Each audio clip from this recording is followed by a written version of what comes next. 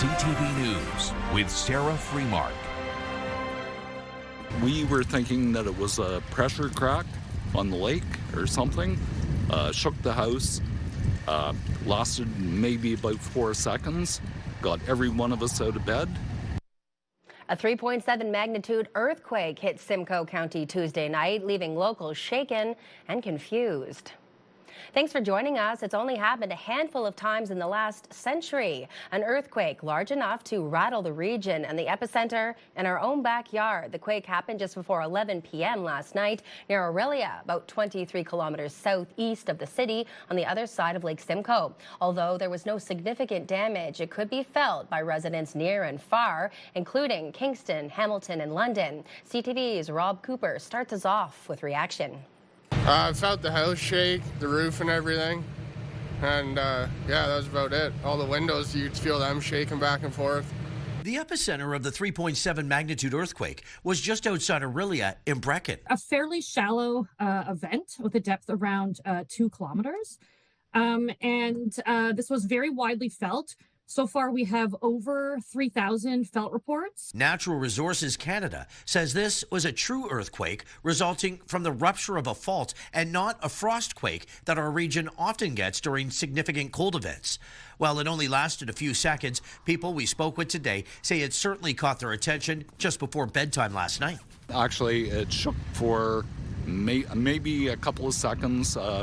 It was enough to, as I said, get us all out of bed. Felt like a truck hitting the house is what it felt like. I live in Bolsover, so around the corner, and kind of jumped out of bed thinking, what had happened, but then it was quiet. So my husband said, well, it was probably snow load coming off the roof because we have a metal roof. Some people thought it was a pressure crack exploding on the lake. Others thought perhaps it was a nearby quarry. Even the mayor was startled when he felt it. I was literally sitting in my living room watching TV when the house shook, and I thought, did my implement shed just cave in because of all the snow we've had? And I thought to myself, no, it felt more like a blast. No damage or injuries have been reported. A few moderate-sized events have occurred in the region in the last 100 years, but the only one similar in the last 25 years was in Owen Sound in 2005. Yeah, so this region, this kind of southern Ontario Great Lakes region, has a very low background level of seismicity. It is not a very active seismic zone.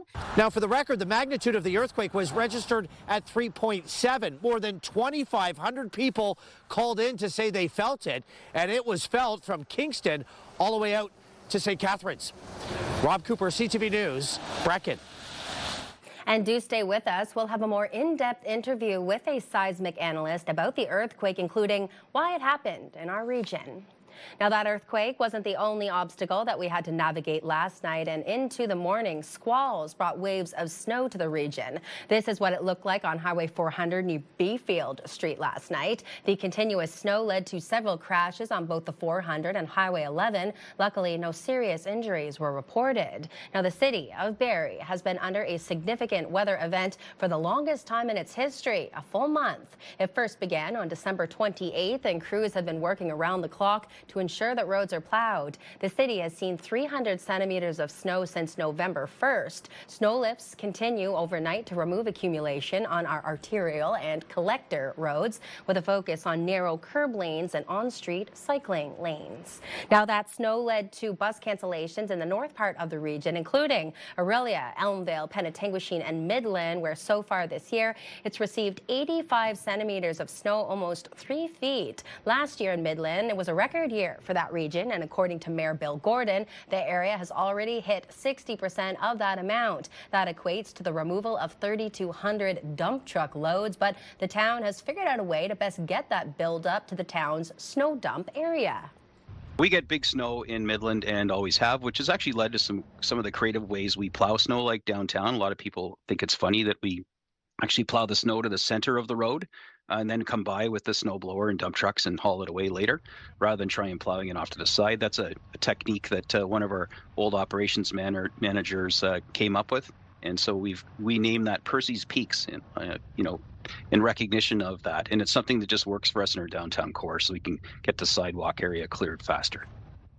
Mayor Gordon added that keeps the parking spots clear and allows for better access to shops along the downtown core, despite all of that heavy snowfall. Now, the man of the hour to speak to us about how much more is on the way is Luke. What are we in for? Well, Sarah, as you can tell, it's not snowing outside right now, which is beautiful, but we're kind of trading that snow for, well, cold temperatures, and it's going to continue to get colder, especially at night as we finish off the week here now. But we do have some weather warnings to talk about first. Still in the area, you can see the yellow warning kind of right through Simcoe County into the west as well as to the north. Now, Barrie is under a snow squall watch, whereas Midland and north and Collingwood to the west is actually under a snow squall warning. So more likely to see that warning. Orillia, Innisfil, Georgina not in that warning or watch as well. Now we could see it make its way out later on tonight. Let's go take our first look at weather, brought to you by Presler Injury Law. Call 1-800-JUSTICE. Minus 11 outside right now. Mind you, it feels a lot colder than minus 11 if you are heading out the door. And look at that, the winds 11 kilometers an hour as well. So a fairly nice, calmer night than what we've seen, at least in Barrie. Here's a look at your temperatures around the region right now. You are seeing minus 11 kind of right through that Barrie area. You could see minus 13 a little bit further west into that Collingwood region, and then minus 12 in Newmarket, minus 11 in Toronto, as well as Gravenhurst. A quick look at the radar and satellite. Well, we are under that snow squall watch. You can kind of see a little bit of snow making its way through Georgian Bay towards Midland, as well as Honey Harbor. That's where that watch really pertains to for this evening. Could see it leave around midnight, and well, more sun could be on the way, Sarah. But you know what happens when there's sun? Well, that means cold temperatures as well. I don't know, the sparkling sunshine somehow makes it a little easier to deal with it all. Thanks for that, Luke. Now, we do have a warning tonight from the police that patrol our waterways that despite the cold, ice conditions in our region, they're continuously changing. OPP released these photos of Lake Simcoe today showing open water pressure cracks. They are reminding the public that ice conditions are changing with the fluctuating temperatures, and it could create weakness and potentially hazardous conditions. They go on to say that approximately 35% of drownings here in Canada occur from October to April. An Ontario provincial police officer accused of breaking into her boyfriend's home while on duty has made a deal to have her criminal charges withdrawn. Here's CTV's Mike Arcelides with more. Accused of assault, forcible confinement, criminal harassment, mischief to property, and breaking into her boyfriend's home uninvited while on duty more than 3 years ago, OPP Constable Amanda Farrell has entered into a peace bond to resolve her criminal charges. Farrell, who turns 41 next week, has been before the courts for 2.5 years after it's alleged she broke into her former boyfriend's home and confronted the man and his partner, who told CTV News she feared for her safety. It was 15 minutes of terror. It was very scary. She was in full uniform, hand on her weapon most of the time, chasing us around, trying to speak to him, yelling at me. Chantel Stamkos said Constable Farrell, while in full uniform with her hand on her weapon, came into their home, upset her ex-boyfriend had moved on. We, at one point, had said, if you don't leave, we're going to have to call the police. And she said, I am the police. The allegations involved several incidents that spanned over months, starting in July of 2021. Look at me. Followed by this alleged assault captured on camera. Stay away from me. Stay away from me. By the complainant a year later. Get away from me. Babe.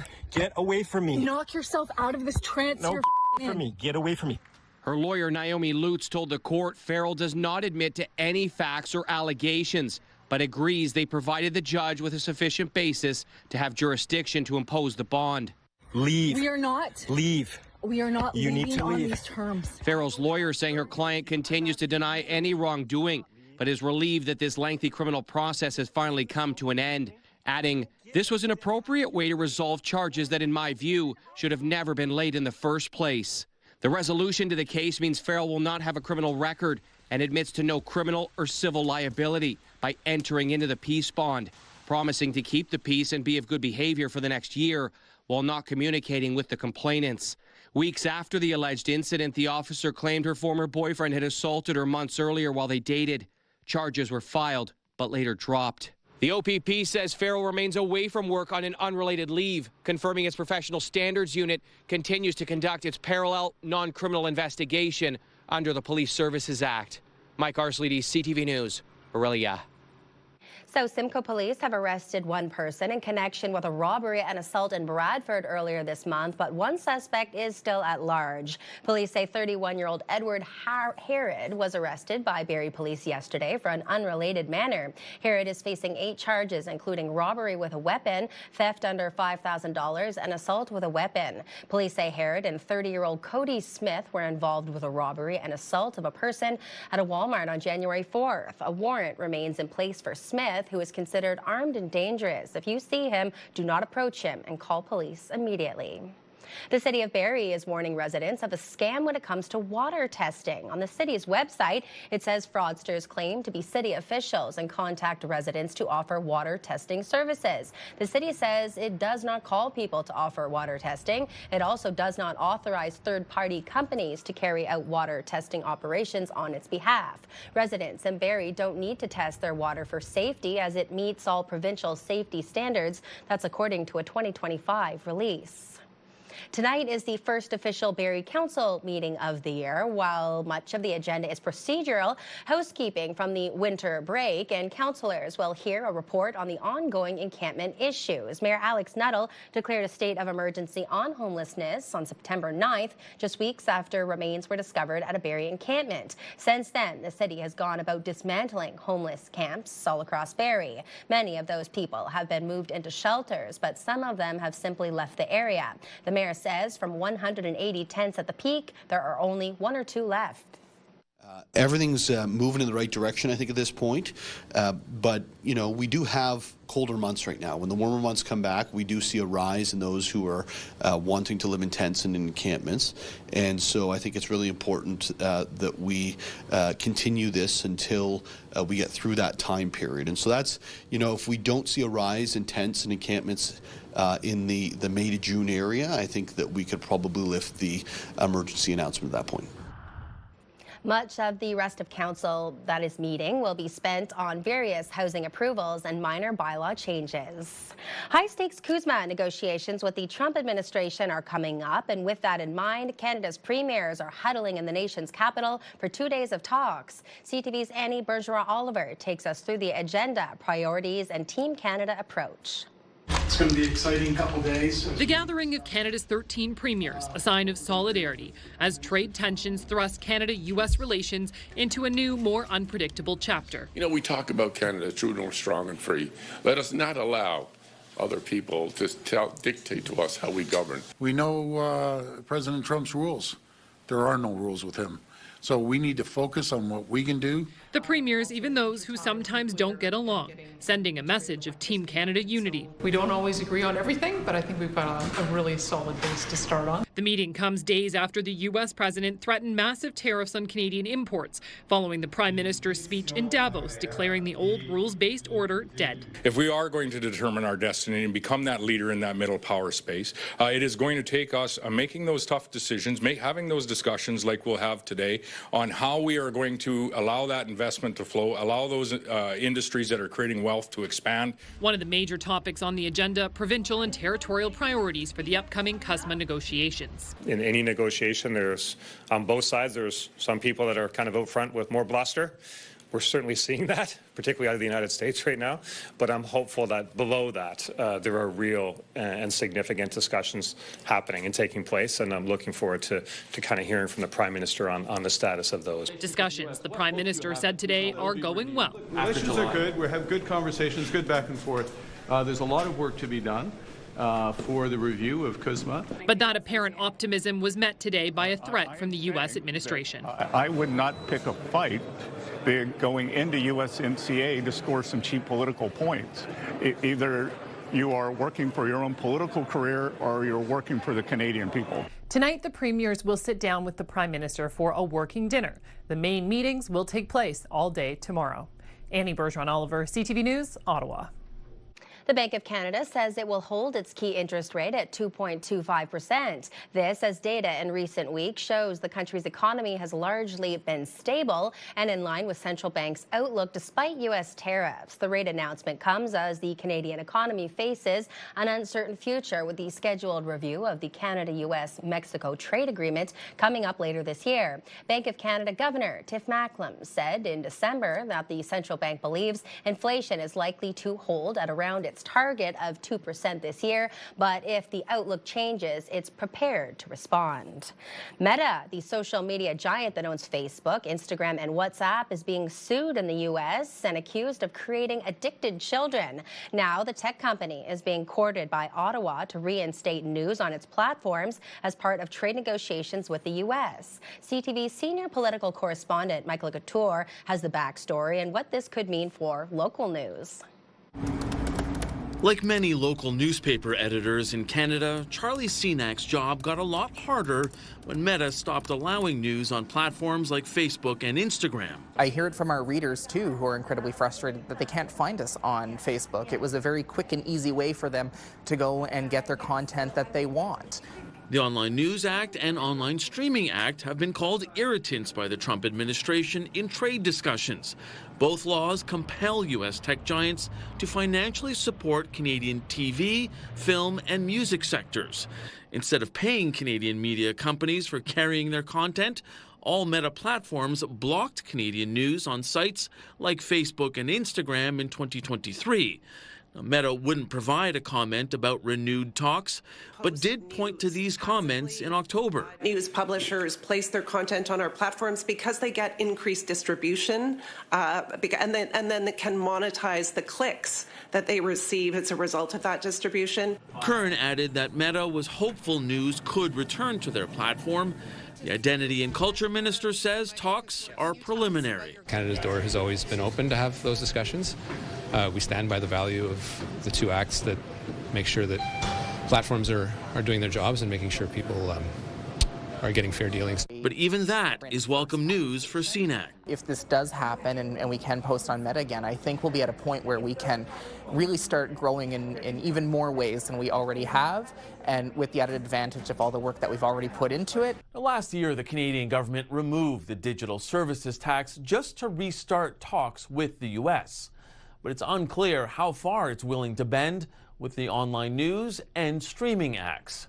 Mike Couture, CTV News, Ottawa.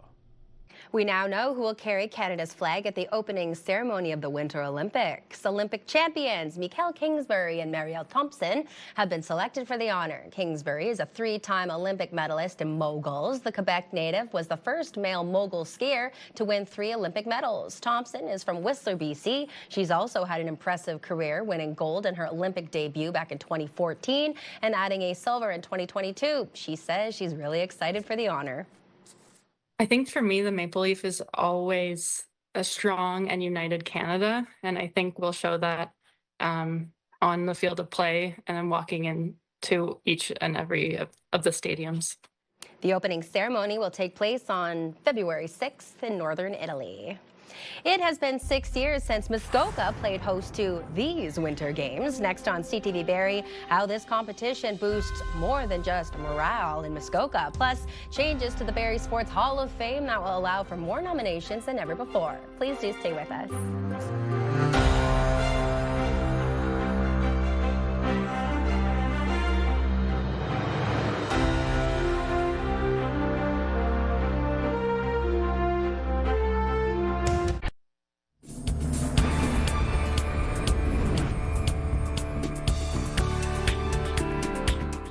Thanks for staying with us. Now anyone can have their say around the athletes and builders that should be considered for the Barrie Sports Hall of Fame. For the past 40 years, only members could nominate, but now anyone can suggest deserving candidates. Nominations for the 2026 year have now opened and will stay open until March 9th.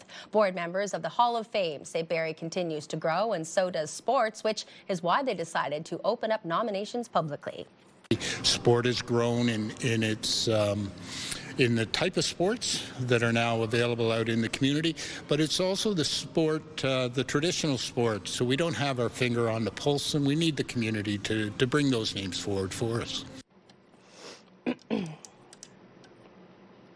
The Hall of Fame has a new award this year for amateur officials that hold the integrity of the sport. 3 days of spirited competition and celebration are on the horizon for the town of Huntsville. We are looking at the medal. So the lanyard dictates the gold medal. So on one side is the artist's rendition of a winter scene, and on the back is the logo for the games. Trish McKenzie, and she's actually from near. A total of 620 medals will be handed out during the 55-plus Winter Games, which brings nearly 1,000 athletes, 100 family and friends, and over 200 volunteers to Muskoka, which offers the region a big boost in active living and an economic impact. Come out and enjoy the games. There's going to be lots to see. It's been said that there's maybe $1.2 million worth of investment that's going to be put or brought into this community, which is great at this time of the year. You know, we're a tourist town, but we always have, you know, in the wintertime it's a bit slower. So it's really great to have this kind of an event having in Huntsville. The games, which run from February 3rd to the 5th, include 10 different outdoor and indoor sports and activities from alpine skiing and curling to hockey and skating. The region last hosted the biannual event in 2019, and it's in partnership with the Ontario Senior Games Association and the province of Ontario. Time is running out to get your chance to win big in one of the region's largest 50-50 draws. The RVH Auxiliary 50-50 Community Draw closes in under 6 hours, giving you one last chance to get your tickets. The draw has become a key fundraiser supporting Simcoe County's largest hospital and the vital services it provides. This time is we got $2.5 million, and that's going towards the new MRI, which is in the Rizzardo building in Innisfil. It's a double-month draw with a jackpot sitting at more than $720,000. The money raised will go to support patient care and equipment needs, so don't wait much longer. Ticket sales close at midnight, well, 1 minute to midnight. The draw is set for Thursday morning. The Gravenhurst Health Hub celebrated the first phase of its 3-phase multi-year expansion project today. There was a small groundbreaking ceremony held at Gravenhurst Town Council Chambers. The first phase is an expansion to the top floor at the Pine Ridge Gate location. The space will accommodate and recruit new family physicians and expand services for residents. The cost to build is $750,000, with the town of Gravenhurst and District of Muskoka each contributing $200,000. For more information, perhaps you'd like to rewatch something that you see during our 6 or 11 o'clock newscast, that can be done at ctvnews.ca/Barrie or scan that QR code on your screen. Still to come, another loss for the Leafs. Just how much the Buds will have to battle to get that wild card spot. That's in just a few, but right now let's head outside. Luke. Well, Sarah, we might get a brief break in the snow. The sun will come out, but just how cold is it really gonna get? Well, you'll find out just after the break. But first, let's go and take a look at our weather watcher, Athena. Hey, she loves the snow. We're going with the snow. We're going building some snowmen as well. Well, bad news for Athena. We could get a little bit of a break, but thank you so much for that picture. Stay with us. You're watching CTV News Barrie. Picture this, brought to you by Bounce 104.1 and Pure Country 106.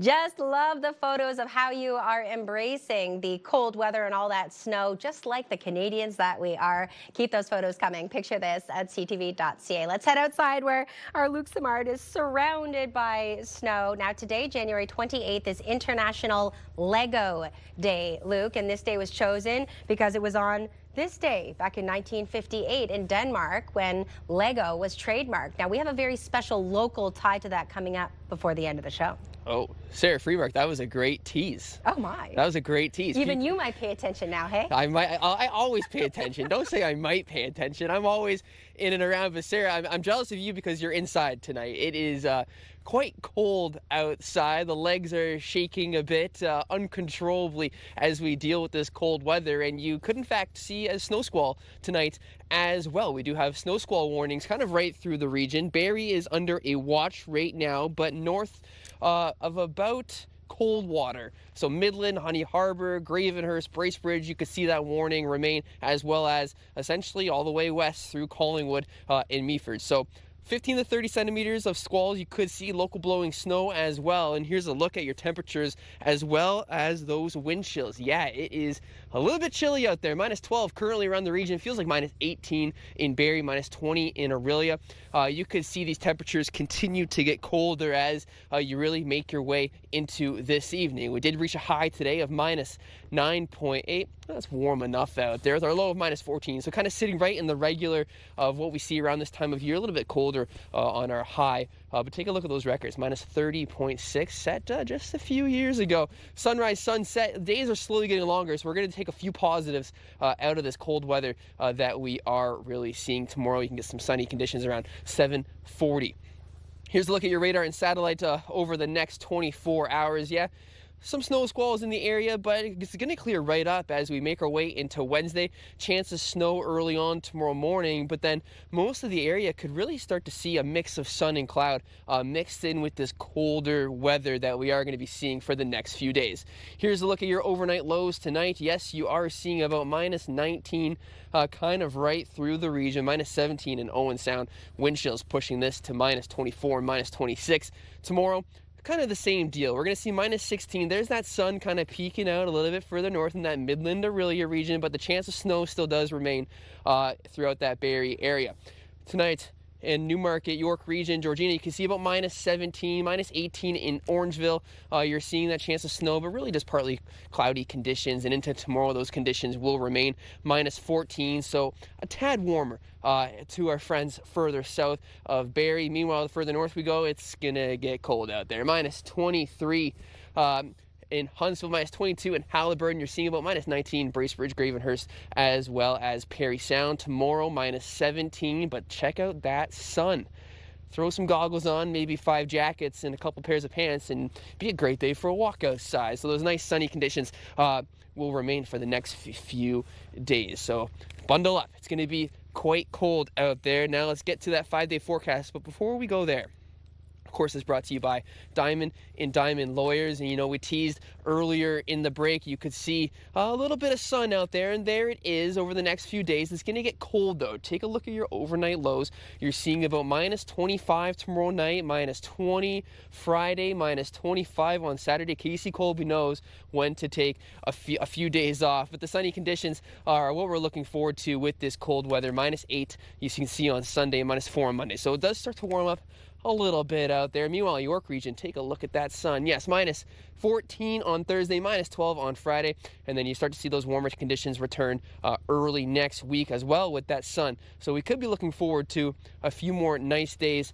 now that the snow is seemingly stopped at least a little bit. Meanwhile, Parry Sound, Muskoka, Haliburton, you can see it as well. The sun coming out tomorrow, minus 17. Yeah, it's going to get cold, though. Minus 27 tomorrow night. Bundle up. Wind chills pushing that well into the minus 30s. And over the weekend, yeah, you could see the sun come out. Minus 11 Saturday, minus 7 on Sunday. So, Sarah, yes, the weather does get colder, but that sun does come out. So we're going to be taking the positives, and we can get outside and enjoy some of that weather as long as we bundle up. Talking about positives, let's look to the weekend because there is plenty happening around the region. For that, as always, we go to Bounce 104 Morning Show host Martin Van Coy. Here are your weekend event listings. Hi, I'm Martin Van Coy for Bounce Radio, and these are your weekend events for Pure Country 106 and Bounce 104.1. Kicking things off in Bracebridge, artist Kimberly Dream Scenes Rideout will be painting a live mural all weekend at the Home Depot. This piece is being created as a part of her submission to the Manitoba Children's Hospital Foundation, and you can drop by Saturday and Sunday from 9:30 to 5 to watch it take shape. You can learn more by Googling Medicinal Magical Mural in Bracebridge. From painting scenery to shredding it, it's time to grab your skis, snowshoes, or hiking boots for the Markdale Rotary Ski Around. It's a come-and-go fundraiser supporting the reconstruction of the Rotary Park Bridge. No minimum distance required. There's going to be warm drinks, food, and trails open for everyone throughout the day, and you can learn more at RotaryClubofMarkdale.com. Moving along to another Canadian sport, Huntsville is the national spotlight this year for Curling Day in Canada. There is a full lineup of events, including a celebrity curling match featuring Tim Hicks and UFC fighter Kyle the Monster Nelson. Also, check out Canada's Big Shootout with a $5,000 prize, junior curling showcases, and a public Try Curling Now open house. Learn more at HuntsvilleCurlingClub.ca. And finally, just a quick reminder that this Friday is the Wild Winter Weeknight at Snow Valley supporting RVH. It's an evening of snow tubing, zip lining, torchlit snowshoeing, live entertainment, and tons of family activities, with 100% of ticket sales going to advanced healthcare at RVH. Tickets always sell out quickly, so grab yours at skisnowvalley.com. Those are your weekend events for Bounce 104.1 and Pure Country 106.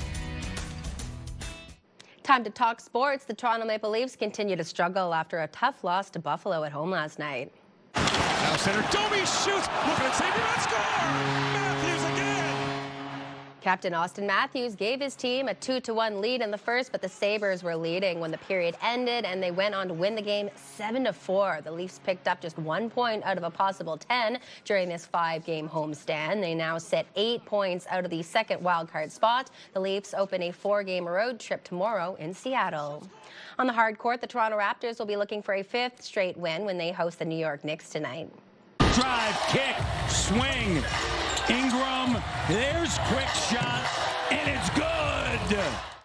The team is coming off a 2-point win over the defending NBA champions, Oklahoma City Thunder, on Sunday. Tip-off for tonight's game against the Knicks is set for just after 7:30 p.m. at Scotiabank Arena. Still to come, the region still recovering from some shaky moments. Why the 3.7 magnitude earthquake that hit Simcoe County is unique, and what to do if it happens again. You're watching CTV News Barrie.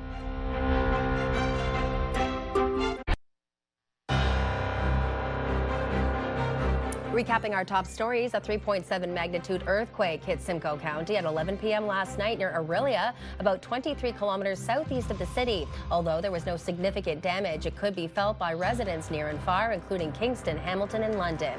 Snow squall watches and warnings continue across the region, including in Barrie, where the city marked a full month under a significant weather event, the longest time the city has ever continuously been under such an event. In Midland, crews have removed 3,200 dump truck loads of snow so far this season. And OPP Constable Amanda Farrell, who is accused of assault, forcible confinement, criminal harassment, mischief to property, and breaking into her ex-boyfriend's home uninvited while on duty more than 3 years ago, has entered into a peace bond to resolve her criminal charges.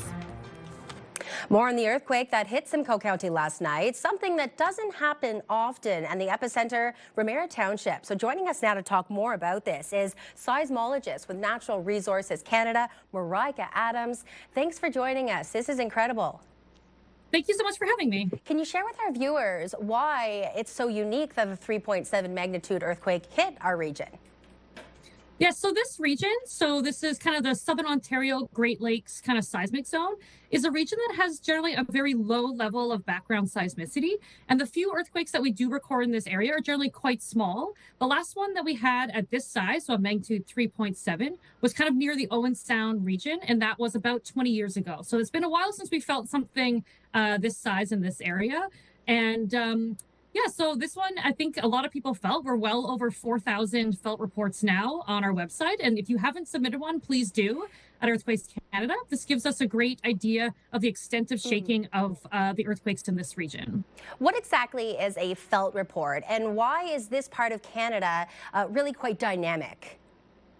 Yes, so a felt report is essentially where this kind of our citizen science moment where we ask you guys as citizens if you felt it to go on our website to then fill out, kind of your location, how you experienced it, and how you felt about it. So we get an idea of, which regions felt, and this tells us how far, the seismic waves propagated and how much people felt it at great distances. And this can tell us a little bit more about, the type of event and also the propagation of seismic waves in this region, which is important, again, for hazard models. And this gives us an idea. Yes, for sure. So it's really great if you guys could do this. And again, it kind of helps, with the citizen science help for this. because we can't necessarily tell exactly where everything went. We have our instruments that record, but they can record such small ground motion. So it's important as also to get the citizens' view and how they felt and experienced it.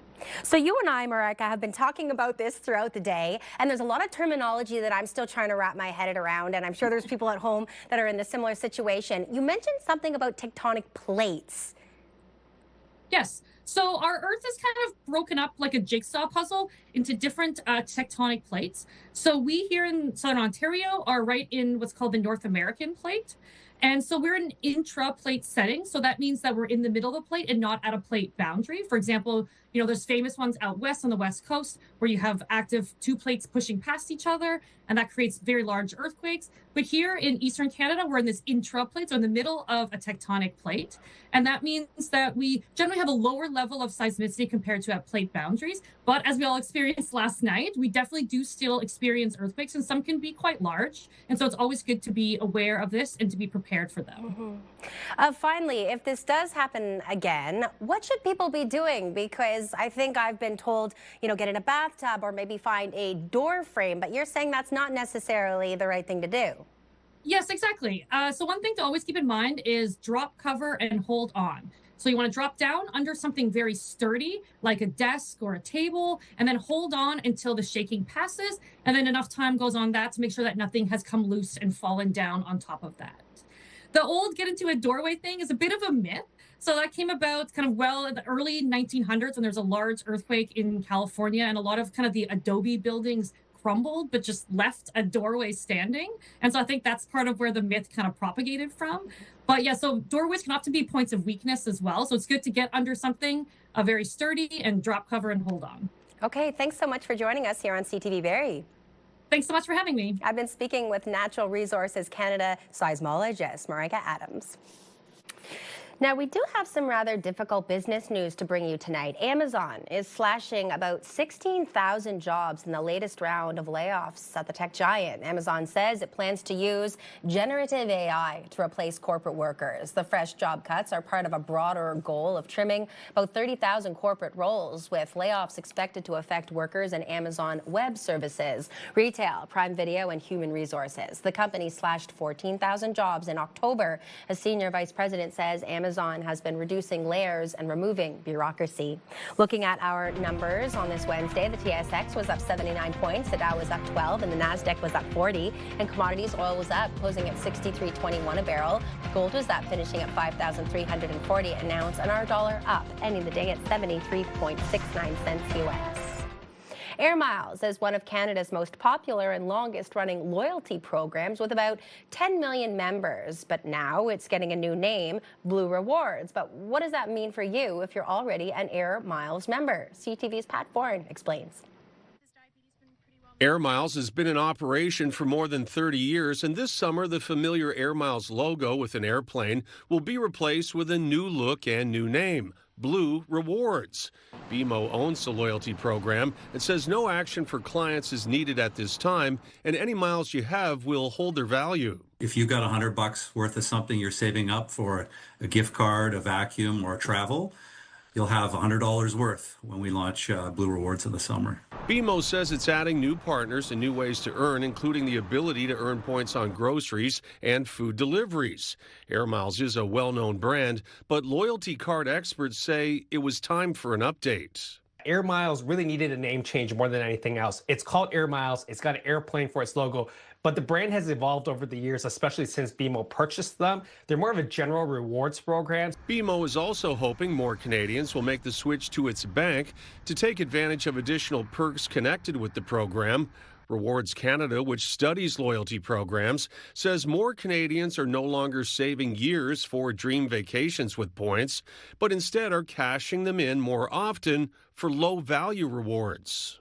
These shopping rewards or these everyday rewards, kind of like Blue Rewards, where you can get value just for a little bit amount of points. You don't have to spend years collecting points. You can maybe, after a month, you might have enough points to get $20 off something. Rewards Canada recently announced its top 5 rewards cards. Number 1, American Express, followed by Aeroplan, Scene, Avion Rewards, and Air Miles, now Blue Rewards.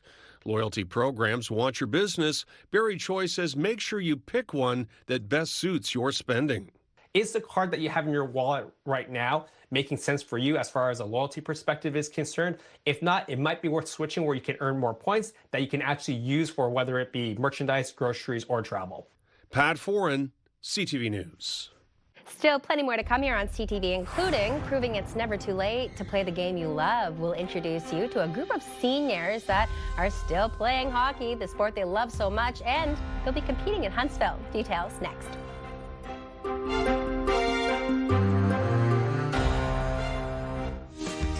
Hi, we're Martin and Steph. From Bounce 104.1. And this week on this show, we are giving away some mystery concert tickets. So make sure you're listening weekdays from 5:30 to 10.